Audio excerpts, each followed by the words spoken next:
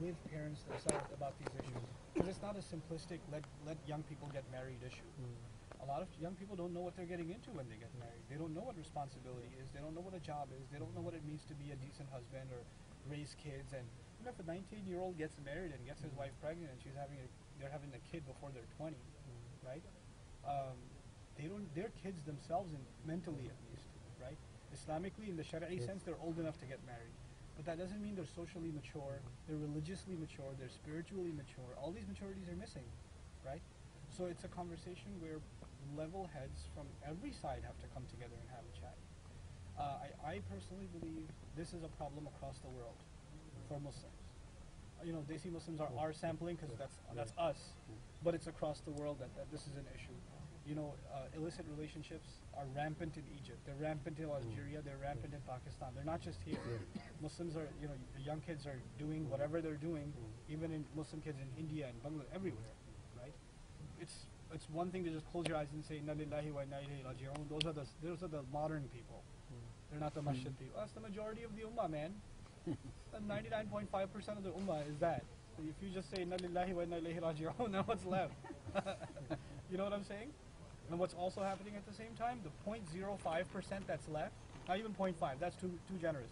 0.05% that's left is too busy arguing about which scholar is not on the path, and which masjid you should not go to, and what how long your beard has to be, and dude, we can discuss that in good times. When we're in good times, we can discuss what color clothes are closer to the sunnah. Right now, we have people that are committing zina, that are leaving Islam. That you go and tell them, you tell a young guy who comes in with their earring, right? That's haram. This guy's almost leaving Islam. The fact that he showed up to the masjid is a big deal. So in his mind, it's not just halal or haram, it's like earring or Islam. What should I pick? Well, I kind of like my earring. You know what I'm saying? Like there's a missing sense of proportion in our religion of the catastrophe that's hitting the ummah. It's high time that all across, I don't care what denomination, ideology, I don't care what people come from, religious leadership has to ring the bell and say, look guys, we need to sit down and sort some things out. The biggest crisis of the ummah is not political, it's not economic, it's not sociological. Biggest problem of the ummah is family. Biggest problem. Father can't talk to son. Mother can't talk to daughter. Husband can't talk to wife. Young man can't talk to his dad and tell him, look, I need to get married. Or I'm in a relationship, how do I get out? How many of our boys have girlfriends and I love her, I can't help myself. What am I supposed to do with all these feelings, etc., etc.? And I can't talk to my parents because they say it's haram. And they'll say I can't get married. Well, who am I supposed to talk to then? They're just going to go crazy. And eventually you have to give something up. If you have these kinds of pulls, your parents are pulling at you, your religion's pulling at you, your hormones are pulling at you, the girl is pulling at you, everything's pulling at you, right? Eventually you have to say enough. I'm going to have to let something go. So what do most kids let go? Parents, religion, they hold on to the girl.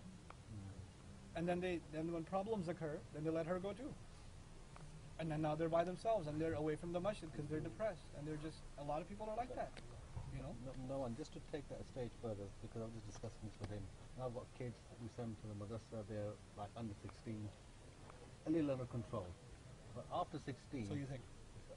Well, still, there has to be, obviously, the constant... Yeah, because 12-year-old kids talk to each other, and what they talk about, we should know. Yes, agreed, yeah. But the point is that in this country, especially after 16, they've got nowhere to go. Yeah. How do we attract them to the mosque? You guys have to know the most killer youth programs. You should have the most amazing, teens should want to be at the masjid because it's the most fun place to be. They should want to be there. It's the most amazing place. How do we make it a fun place? Well, I don't know the culture here, but here's what we did in our masjid. I used to be a youth director at a masjid. They put me in charge of a Sunday school. I told them it's a bad idea because elders are gonna hate me if you guys give me this job. They said, we trust you, whatever, go ahead. I eliminated all the textbooks from Sunday school. There was not a single lesson of Islamiyat taught in Sunday school to teenagers in my program. All we did, it was in New York, in Long Island, all we did every week, let's go to the beach. Fajr time, let's pray Fajr and go to the beach. Then let's play some basketball. Then let's get some donuts, let's hang out. Oh, let's play some video games after that and go home. Why? Because teens, all they need is a friend. They don't need advice because they don't listen to it. You have teenagers, you should know that. There were teenagers sitting in this program, they didn't listen to a word I said. Not last night, not now. And that's okay, because they're teenagers. It's all right. We have to know who they are. All they need is, and probably the only reason they came is a friend was coming. They just operate with friends. That's their operating system. Okay? So, give them friends. Best thing you can do for a young Muslim is give them a good Muslim friend. Best thing you can do for them. They don't need advice, they don't need lectures, they don't need to memorize surahs, they don't need to learn fiqh because they won't practice any of it unless their friends practice it. Our entire project is give them a place to make friends.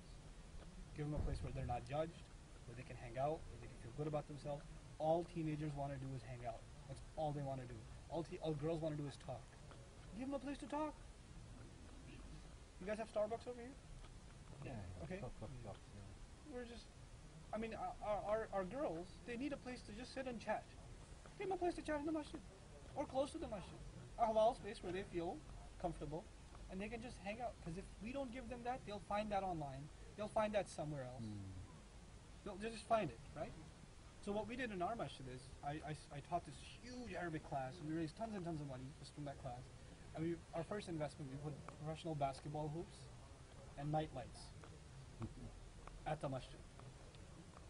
And every single night, guys are getting together, barbecuing, playing ball, coming to third, fourth rak'ah in the jama'ah. Elders are yelling at, hey, salat started, go inside. These are the guys that were at the club last night. I don't mind if they join the fourth rak'ah. I don't mind. At least they're here. Even if he doesn't come in for salat. Dude, he's within like 100 feet of the masjid. That's a big deal. It is. This guy didn't even know that there's such a thing called masjid. He doesn't even, a Muslim kid doesn't even know that, right? We have to create, like, part of our investment needs to be, what are youth into? When we become religious, we stay in our religious cocoon. We Yeah. forget the rest of the ummah. That's correct. And how they're suffering. And this is what we. It has to change. And plus the other thing is, look at the prophets, right? Alayhi salatu wasalam. Salih is some good example. He would go to the business places of people, where the sinners are. He'd go to where the sinners are to go talk to them. Right? We, religious folks, will never be seen near city center, near the club scene, near the party. Why? Because that's haram, astaghfirullah al-azim, right? You don't deal with those people. You have family members that are liberals, you don't even hang out with them, don't even talk to them. They're too liberal. We have to hang out with our own kind. What's the whole point of da'wah? You go to people that are the farthest from you, and you bring them into your fold, you invite them, right? And if you really want to see change, it won't happen at the large scale level.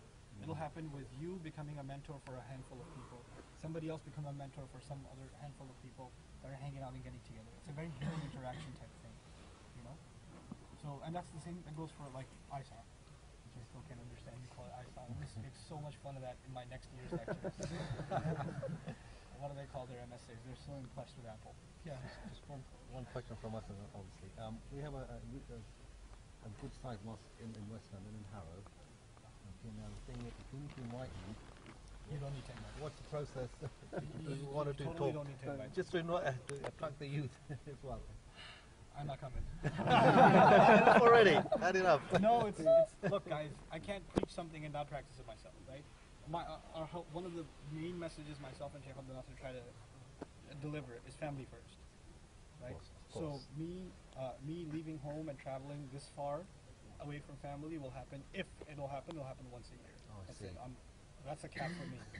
You know, so I'm thinking about, and even that's a struggle, right? So I'm gonna try to convince my family to maybe do like every December, maybe make a trip to Europe, whether it be UK or somewhere else, Sure. but once a year. That's all I can afford to do. And even that, I'm hoping next time I can convince my entire family to come, Come with you. so that I'm with the kids and stuff. Yes. People, and alhamdulillah, because of the internet and things like that, you guys know a lot more of me before I even got here. Yes. Right? So Yes. it's so alhamdulillah that there's that facility. But yeah, a lot of people ask about different masjids and stuff. I just can't. Not more often though. But is me and Abdul Nasser. It's two guys that travel. Abdul Nasser, I'm hoping, comes in the middle of every year, so maybe like May, June-ish. Possibly, yes. Possibly. I'll announce that tomorrow officially, but it's a possibility. And I'm thinking of making Bayina, like me coming like at the end of every year. I think a regular thing. So we're hoping to make that like a regular schedule, inshallah, so that people know when to expect us to.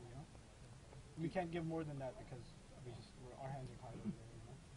Nouman, do you still run your 10-day courses in the I US? don't anymore. I trained. I'm in the middle of finishing training for 3 of my students, and they started running them. And by the end of this year, I'll probably have 3 more and a couple of sisters too that can run them. I actually want to create an army of students that can teach that 10-day course. Good. Inshallah. And when will you upload your daughter's videos?